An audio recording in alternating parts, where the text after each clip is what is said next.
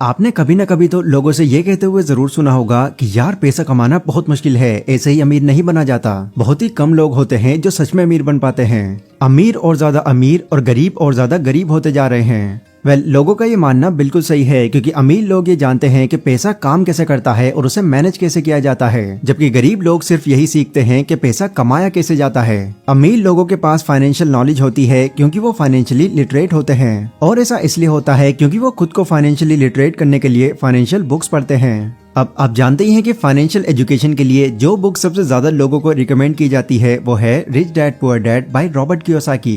क्योंकि वैसे तो फाइनेंशियल एजुकेशन पर बहुत से राइटर्स ने बुक लिखी है, पर जो कॉन्सेप्ट इस बुक में बताए गए हैं वो प्रैक्टिकली तो काम करते ही हैं, साथ ही इन सभी तरीकों को समझना भी बहुत आसान है। Rich dad poor dad book में ऑथर ने अपनी खुद की स्टोरी बताई है, जिसमें उन्होंने कहा है कि बचपन में उनके दो डैड थे। एक उनके असली डैड जिनको वो पुअर डैड बुलाते थे, और एक उनके दोस्त माइक के डैड जिनको वो रिच डैड बुलाते थे। रॉबर्ट के जो पुअर डैड थे वो बहुत ही ज्यादा एजुकेटेड थे और वो एक स्कूल के अंदर बच्चों को पढ़ाते थे, जबकि उनके रिच डैड ने सिर्फ 8th स्टैंडर्ड तक ही पढ़ाई की थी, लेकिन वो अपना बिजनेस चलाते थे।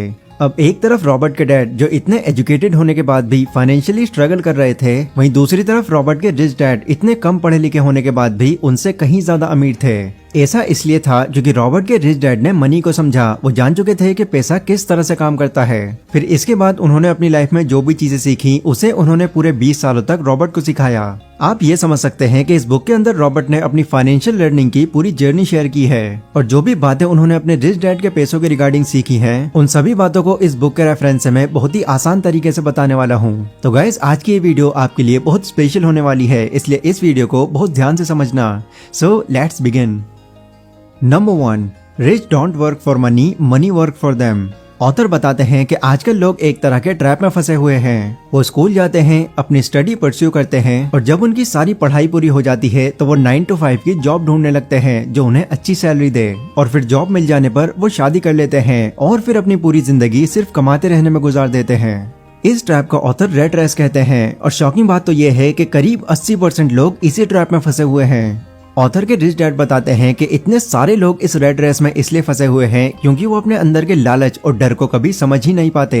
जो लोग गरीब माइंडसेट रखते हैं उन्हें ये लगता है कि अगर हमको बहुत सारे पैसे कमाने हैं या फिर रिच बनना है तो हमको हाई सैलरी वाली जॉब करनी होगी, जबकि जॉब सिर्फ लॉन्ग टर्म प्रॉब्लम का एक शॉर्ट टर्म सोल्यूशन है। क्योंकि जॉब करने से आपकी इनकम तो बढ़ जाती है, पर साथ ही साथ आपके खर्चे भी बढ़ जाते हैं। उनके रिच डैड ये भी कहते हैं कि जिनकी गरीब मेंटालिटी होती है वो पैसों के पीछे बिल्कुल वैसे भागते हैं जैसे गधा एक बंधी हुई गाजर के पीछे भागता है, और जिस तरह गाजर दिखाकर उस गधे का मालिक उससे काम करवाकर अपने पैसे कमाता है, वैसे ही 9 to 5 की जॉब में एक बॉस अपने एम्प्लॉय से काम करवाकर अपना प्रॉफिट बनाता है। और जैसे गाजर के पीछे भागने से गधे को कुछ नहीं मिलता, वैसे ही पैसे के पीछे भागने से ये लोग भी अमीर नहीं बन पाते। इसलिए जो लोग कामयाब होते हैं वो ज्यादा टाइम तक सिर्फ पैसों के लिए काम नहीं करते रहते, बल्कि वो एक ऐसा सिस्टम तैयार करते हैं जिससे उनका पैसा उनके लिए काम करता है और उन्हें पैसे कमा कर देता है।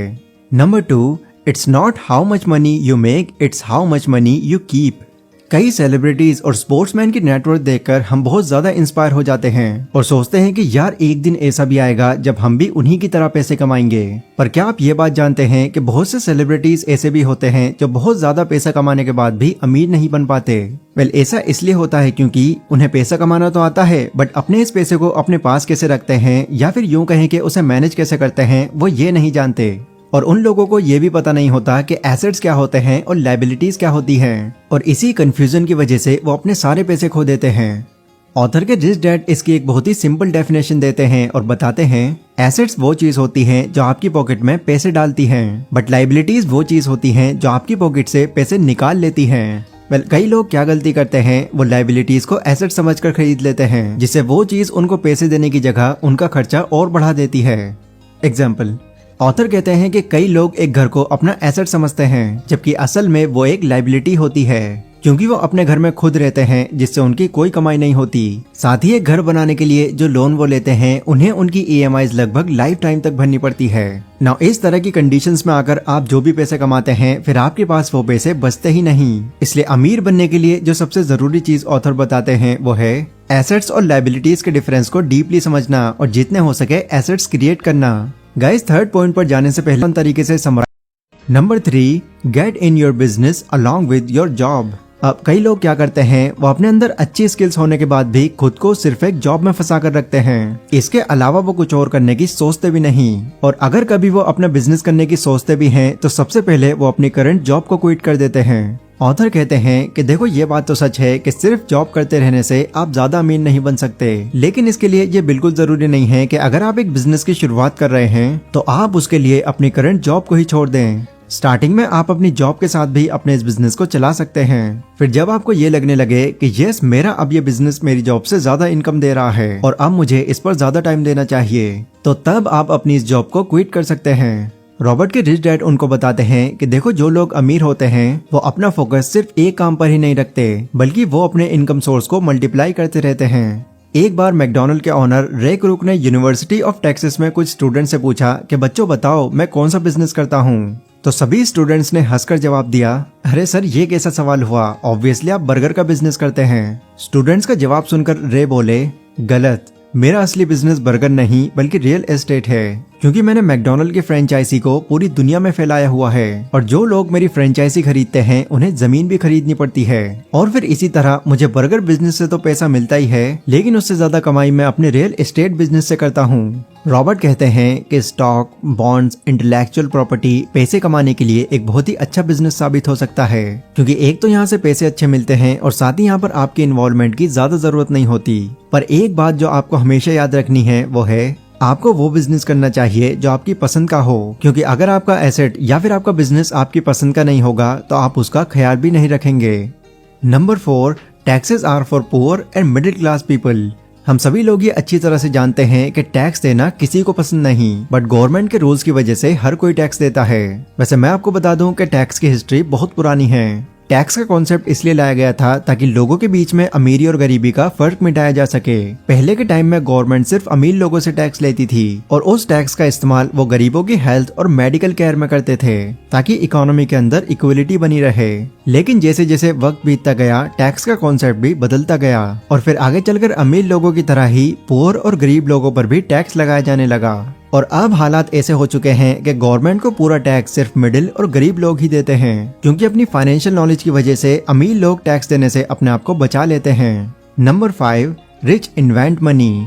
रॉबर्ट के रिच डैड कहते हैं कि जो लोग बाकी लोगों से अलग होते हैं वो अपनी जरूरत पूरी करने के लिए नहीं बल्कि लोगों की जरूरत पूरी करने के लिए काम करते हैं। जैसे Jeff Bezos, mark Zuckerberg, Elon Musk ऐसे इंसान हैं जिन्होंने लोगों की जरूरतों को बहुत अच्छे से समझा और फिर लोगों को वो चीज दी जो उनको चाहिए थी, जिसके बाद उनका आइडिया बिकता चला गया और वो अमीर होते गए। देखो, आइडियाज सभी के माइंड में होते हैं और कई बार तो ऐसे आइडियाज भी होते हैं जो अब तक इन्वेंट भी नहीं हुए होते, पर लैक ऑफ करेज और सेल्फ डाउट की वजह से लोग कभी भी अपने उस आइडिया को दूसरों के सामने पेश नहीं कर पाते।